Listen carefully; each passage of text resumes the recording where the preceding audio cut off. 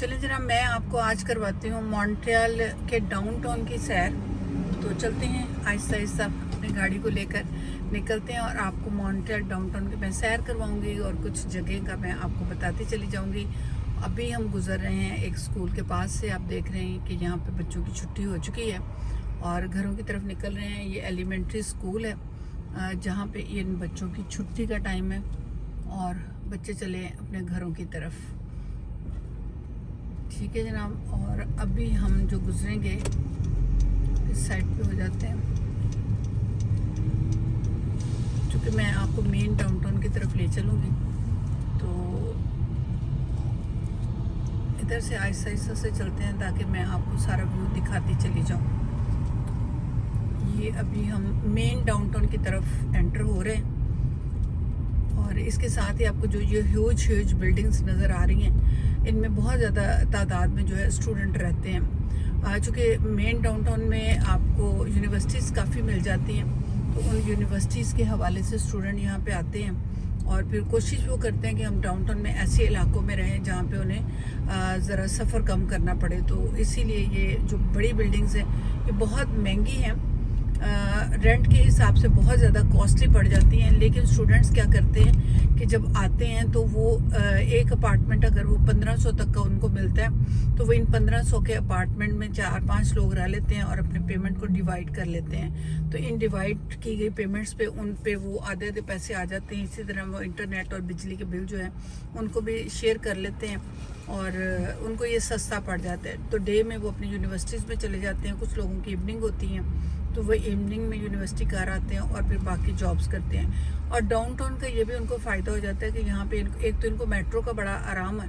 Metro trains जो है ये हर बड़ी बिल्डिंग्स के थोड़ी देर के बाद इनको बड़ी बिल्डिंग्स में कहीं ना कहीं मेट्रो मिल जाती है। सफ़र इधर से उधर जाना बड़ा आसान हो जाता है। और दूसरा शॉपिंग पॉइंट ऑफ व्यू से ये मेन डाउनटाउन में घूमते फिरते रहते हैं। तो जितने भी इधर उधर से सयाह आते हैं घूमने फिरने के लिए, सैर तफरी के लिए, तो वो भी मेन डाउनटाउन को ही चूज़ करते हैं।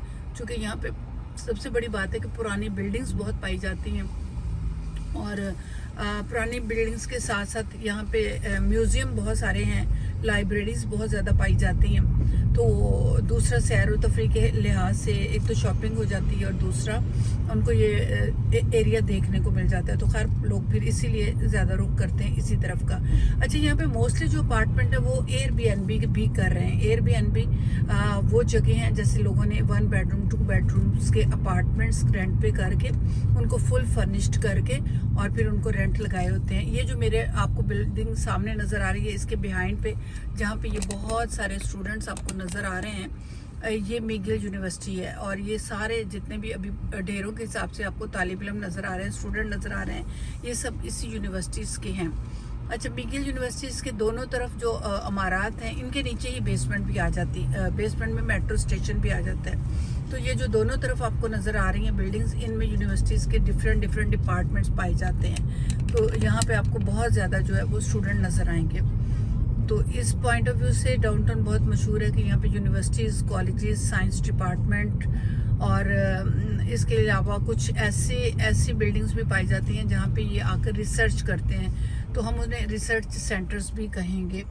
तो इसलिए यहाँ पे लोग ज़्यादा रुख करते हैं। तो खैर आपको एक ऐसे इलाके में मैं ले आई हूँ जहाँ पे आपको हर तरफ स्टूडेंट ही स्टूडेंट नज़र आ रहे हैं। और इस टाइम वक्त क्या हुआ है मैं आपको टाइम भी बता देती हूँ। मेरे पास है 3:30 का टाइम हो चुका है, तो बल्कि 2:20 का टाइम है। तो ये अब ब्रेक टाइम भी हो सकता है, छुट्टी का भी हो सकता है, बहरहाल जो भी है।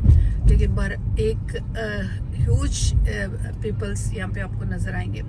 अभी हम चलते हैं स्ट्रेट में, सीधा से चलते हैं। तो अब मेरे लेफ़्ट साइड पे जो आपको बिल्डिंग्स नज़र आ रही है ये हॉस्पिटल की है। इसमें हॉस्पिटल भी है और इसमें आपको चर्च भी नज़र आएगा। और ये बहुत खूबसूरत बिल्डिंग है। ये चर्च की बाहर से लोकेशन सारी नज़र आ रही है और अंदर जो है वो हॉस्पिटल है। ठीक है जनाब, और ये इसकी मेन बिल्डिंग आ जाती है, मेन बल्कि रोड हम कहेंगे डाउनटाउन की, और रेनेलवेक्स इसको कहते हैं। और ये इस डाउनटाउन में सबसे मेन है। इस पे आजकल कंस्ट्रक्शन बहुत ज़्यादा हो रही है, तो जिसकी वजह से ये थोड़ा सा मैसी सा नज़र आ रहा है। जिधर भी जाओ रोड वर्क, और आपको ये जो लंबे से पट्टियों के साथ खड़े हुए नज़र आ रहे हैं, ये इनके क्या बोलेंगे इनको, लेकिन अभी चलें कोई बात नहीं, मेरे जहन में नहीं आ रहा। लेकिन ये हर जगह पे आपको रोड वर्क के टाइम पे नज़र आती है, तो ये काम करने वालों की एक नई निशानी भी बन जाती है जी, यहाँ पे काम हो रहा है।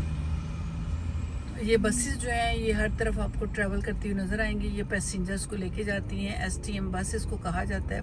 तो एक टिकट में आप पूरी जगह घूम सकते हो पूरे मॉन्ट्रियल में, लेकिन सिर्फ वन साइड की जो टिकट होती है वो जाने की होती है। ये आपको खाली बसेस अभी क्यों नज़र आ रही हैं, चूँकि ये कनकोडिया यूनिवर्सिटी के सामने रेड कलर की बस गुजरी है। ये बसें आपको, ये डबल डेकर है, 2 बसें जुड़ी हुई हैं, क्योंकि इस टाइम स्टूडेंट्स की छुट्टी हुई है, तो ये इस तरह स्टूडेंट्स को लेने के लिए निकलेंगे। और इसमें मोस्टली जो है सिर्फ और सिर्फ स्टूडेंट ही होंगे, और ये पूरी बसें उनके हिसाब से भर जाएंगी। मैंने आपको बताया ना कि डाउनटाउन में बहुत ज़्यादा स्टूडेंट रहते हैं, इस वजह से ये सारा बसेस उस तरफ रुक कर रही हैं। तो चलें जनाब, अब हम डाउनटाउन से बाहर निकल आते हैं, चूँकि अब रश टाइम स्टार्ट हो चुका है। तो मैं आपको हाईवेज पे ले चलती हूँ, ठीक है। ये एरिया है एट वाटर की साइड आ जाती है, और ये हम इस तरफ को निकलते हैं, इस गाड़ी के पीछे आ जाते हैं। तो सामने जो है वो एक ऐसा सेंटर है जहाँ पे वो लोग आके ज़्यादातर रेस्ट करते हैं। ये जो सेंटर बूथ सेंटर आपको नज़र आ रहा है, यहाँ पे ऐसे लोग आकर यहाँ पे ज़्यादातर स्टे करते हैं जिनके पास अभी फौरी तौर पे कोई रहाइश नहीं होती है, तो उनको यहाँ पे फौरी तौर पर जो आके अकोमोडेशन मिल जाती है। लेकिन ये हर कोई इधर नहीं आने का रुख करता। कोशिश लोग करते हैं कि हम होटल्स में चले जाएं, एयरबीएनबी कर लें, या फिर वो पहले से ही उनके कोई ना कोई रिलेटिव यहाँ पे रह रहे होते हैं, तो वो वहाँ उनके साथ अपनी रहाइश को करना ज़्यादा मुनासिब समझते हैं।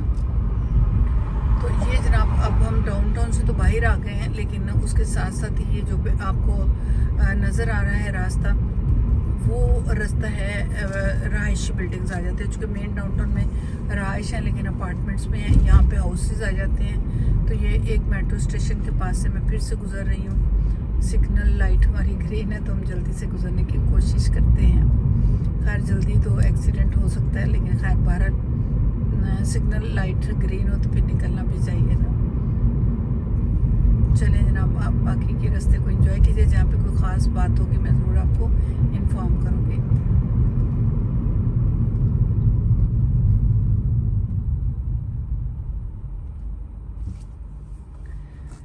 ये बहुत ही प्यारा सा एक डॉग गुजर रहा है अपने ऑनर के साथ। डॉग्स का मैंने देखा है कि बहुत प्यार करते हैं। मैं अभी पिछले दिनों एक वीडियो देख रही थी कि एक शख्स जो कि कार में अपने डॉग के साथ जा रहा था, तो उसका एक्सीडेंट हो जाता है, तो एम्बुलेंस आ जाती है। यहाँ पे एम्बुलेंस सर्विस बहुत ज़बरदस्त है। जैसे ही आप कॉल करते हो 911 को, तो फौरी तौर पे एम्बुलेंस जो है आपको 3 से 4 मिनट में आपके पास पहुँच जाती है, आप जहाँ पे भी होते हो। बहुत क्यूक आती हैं। तो वो जो शख्स था उसका एक्सीडेंट हुआ और उसकी चोट वोट आई है, तो उसको जो है ना, साथ में डॉग था, गाड़ी में से निकाला जाता है डॉग को भी और उसके ऑनर को भी। तो एम्बुलेंस वाले उसको अपने स्ट्रेचर पे डाल रहे थे, तो और डॉग्स को जो बाकी लोग वहाँ पे खड़े हुए थे उन्होंने काबू में किया हुआ था, लेकिन वो डॉग जो था जान नहीं छोड़ रहा था, वो अपने ऑनर के पास भागना चाह रहा था और बहुत कोशिश कर रहा था कि मैं उन लोगों के हाथों से निकलूँ ना। खैर वो जैसे तैसे उसको काबू कर रहे थे। जब स्ट्रेचर पे उसके ऑनर को बांध दिया गया अच्छी तरह से, आपको तो स्टेप्स वगैरह लगा दी जाती बेल्ट, ताकि पेशेंट जो है वो उसको हिलने जुलने से कोई नुकसान ना हो।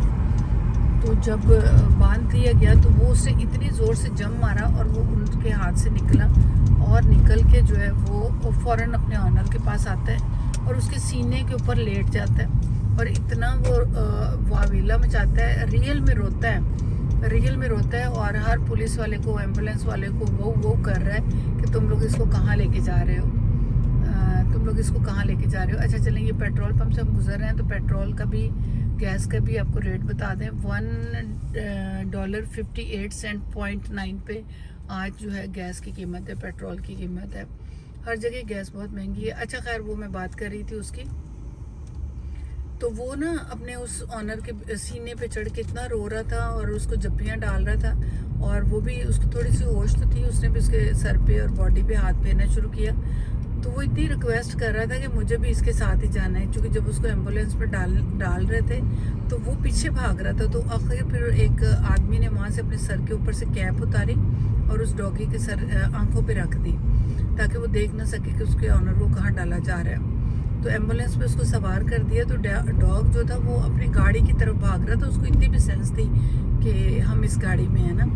तो मुझे उस टाइम देख के फील हो रहा था कि वाह यार, ये बड़ा डॉग मज़े का चीज़ है, अपने पार्टनर को और अपने ऑनर को सही पहचानता है। अच्छा, ये सामने जो आपको बिल्डिंग येलो कलर की नज़र आ रही है, इसको एटवाटर बिल्डिंग कहते हैं। और आजकल हर जगह पे जो है वो आपको नज़र आएंगे, चूँकि आने वाली है 30 तारीख, अगली जो है 30 नवंबर को हेलोवीन आएगी। तो हेलोवीन के लिए हर जगह पे आपको चीज़ें नज़र आनी शुरू होंगी हेलोवीन की। और बच्चों के लिए कैंडीज़, बच्चे बड़े शौक से इंतज़ार कर रहे होते हैं हेलोवीन का, क्योंकि बच्चे हर जगह पे मांगने जाते हैं, दरवाज़ा खटखटाते हैं। अच्छा जनाब, अब हम एक टनल के नीचे से गुजर रहे हैं, एक सुरंग के नीचे से गुजरेंगे। तो ये सुरंग है एटवाटर की।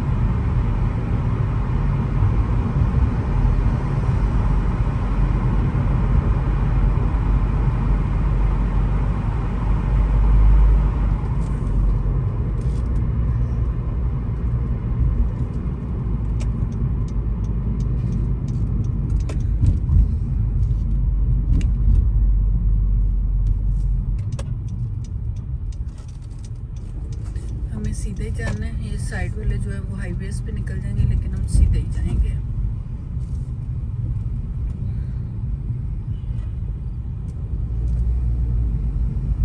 आज मैंने सोचा आपको मॉन्ट्रियल के काफ़ी सारे हिस्सों की मैं सैर करवा देती हूँ, ताकि आपको अंदाज़ा हो कि मॉन्ट्रियल किस तरह का है। बहुत खूबसूरत जगह है, बहुत प्यारी जगह है। और सबसे बड़ी बात ये है कि यहाँ पे हिस्टोरिकल बिल्डिंग्स बहुत ज़्यादा है ना, तो लोग इसको बाकायदा से देखने आते हैं, विज़िट करने आते हैं। लोगों को टोरंटो में भी बहुत खूबसूरती है, बहुत बहुत मज़े की जगह है, लेकिन ये मॉन्ट्रियल की तरफ लोग ज़्यादा रुख इसलिए करते हैं कि ये इसकी हिस्ट्री बहुत पुरानी है, 350 साल की हिस्ट्री है, हिस्टोरिकल बिल्डिंग्स बहुत ज़्यादा हैं। तो उन चीज़ों को देखने के लिए लोग मॉन्ट्रियल में और क्यूबिक सिटी में आते हैं। हालांकि ये फ्रेंच एरिया है, फ्रेंच एरिया, यहाँ पे ज़्यादातर फ्रेंच बोली जाती है। और कानूनी तौर पर गवर्नमेंट ने एक बिल पास किया हुआ है 96 का बिल, जिसके तहत फ्रेंच को बोला जाता है, लिखा जाता है, पढ़ा जाता है। इवन दैट कि अगर आपने कोई प्रॉपर्टी ख़रीदनी है तो उसमें भी आपको तमाम डॉक्यूमेंट्स जो मिलेंगे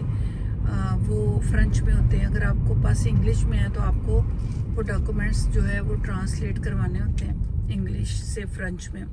तो उसमें जो खर्चा है वो तकरीबन 500 से 2000 का आ जाता है। पहले लोगों ने बड़ा शोर मचाया था कि जी बहुत ज़्यादा खर्चा है, 500 से 2000। तो फिर गवर्नमेंट ने एक बात कही, गवर्नमेंट ने कहा जी आप लाखों का घर लेते हो, करोड़ों का घर लेते हो, तो आप 500 से 2000 के दरमियान में ट्रांसलेशन का खर्चा नहीं कर सकते हो। तो ये तो आपको करना पड़ेगा। और फिर अब चूँकि ये जब से गवर्नमेंट ने 96 का बिल पास किया हुआ है, तो तब से निकाहनामा, डेथ सर्टिफिकेट, बच्चों का बर्थ सर्टिफिकेट, हर डॉक्यूमेंट्स आपको फ्रेंच में मिलेगा। और आपको फ्रेंच भी सीखनी है यहाँ रह के, वरना आपको जॉब नहीं मिलती है, जॉब की बड़ी प्रॉब्लम्स हो जाती है। अच्छा, मैं अब जो है ना रेजिडेंशियल एरिया से गुजर रही हूँ, रेजिडेंशियल साइड से गुजरते हुए आपको ये एरिया भी दिखाती हूँ। यहाँ पे ह्यूज किस्म के ट्रक खड़े हुए हैं, हालांकि पहले कभी इतने होते नहीं हैं, आज पता नहीं क्यों इतने हैवी तादाद में ये ट्रक खड़े हुए हैं। और ये ज़्यादातर इसमें वो ट्रक आपको नज़र आएंगे जो कि जिनके अंदर एक पूरा घर मिल जाता है आपको। आप इन ट्रकों को ले जाइए और इधर उधर सैर करने जाते हो तो ये आपके साथ हो, और ये पूरा आपको अंदर बेडरूम, वॉशरूम और किचन सब कुछ मिल जाएगा। तो आपको कहीं जाके कोई रेजिडेंस ढूंढना नहीं है, रेजिडेंसी ढूंढने की ज़रूरत नहीं पड़ेगी। ठीक है जी।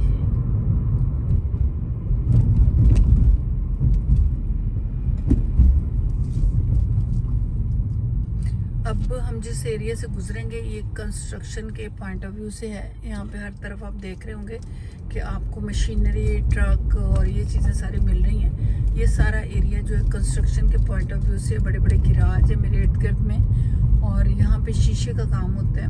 और ये इंडस्ट्रियल एरिया है, फैक्ट्रीज यहाँ पे बहुत ज़्यादा हैं। और बड़ी बड़ी फैक्ट्रीज़ हैं, बड़े बड़े गिराज हैं, बड़े ये सारा जो मेरे इर्द गिर्द आपको बिल्डिंग्स नज़र आ रही हैं, यहाँ पे शीशे का काम ज़्यादा है। बिल्डिंग्स के जो शीशे हैं उनका काम ज़्यादा है, ये सब वही है। और ये जो ट्रक वगैरह यहाँ से लोड होते हैं, सामान लेके जाते हैं। तो अब यहाँ से हम बाहर निकलने की कोशिश करेंगे।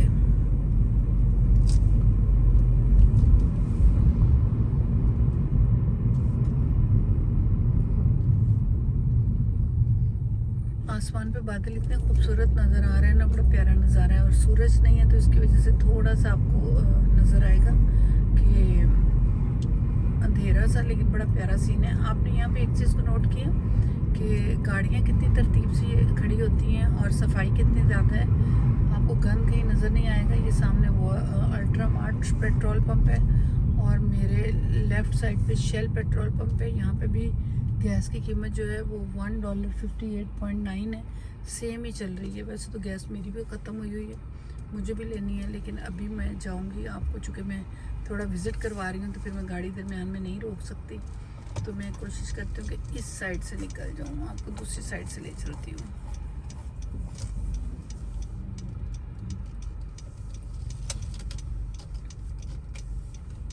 चलें जी, मेरी साइड की लाइट हो गई है येलो और बस अभी मैं ग्रीन लाइट का इंतज़ार करूँगी और फिर चलते हैं नेक्स्ट में।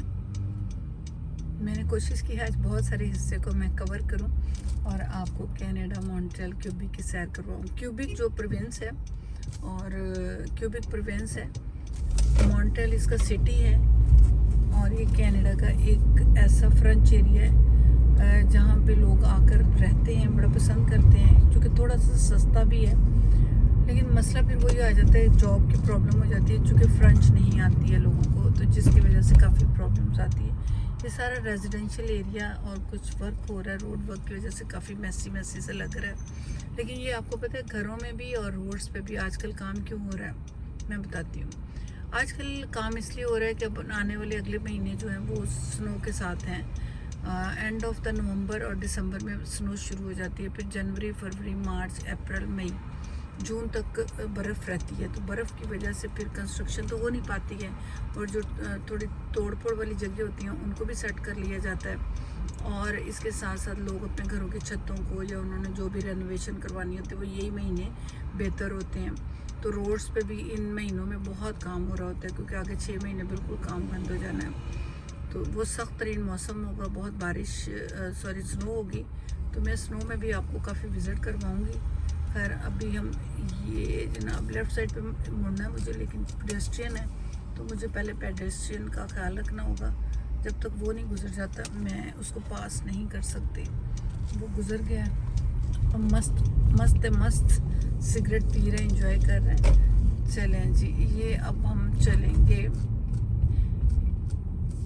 ये मेरे साथ साथ में एक बहुत बड़ी नहर आ जाएगी जिसमें ये तमाम एरियाज़ के पानी को छोटी नहर में डिवाइड किया गया है और ये थ्रू पूरे मॉन्ट्रियल से गुजरती है। ठीक है जी, अब मेरी वीडियो काफ़ी बड़ी और लंबी होती जा रही है, तो मैं अब कोशिश करूँगी कि आपके सैर को यहीं पे थोड़ा ख़त्म करो, समाप्त दूँ, ताकि मैं नेक्स्ट वीडियो फिर आपको बना के डालूँगी। कहीं किसी और एरिया में निकली तो मैं उस साइड पे जाकर आपके लिए और वीडियो अपलोड करूँगी।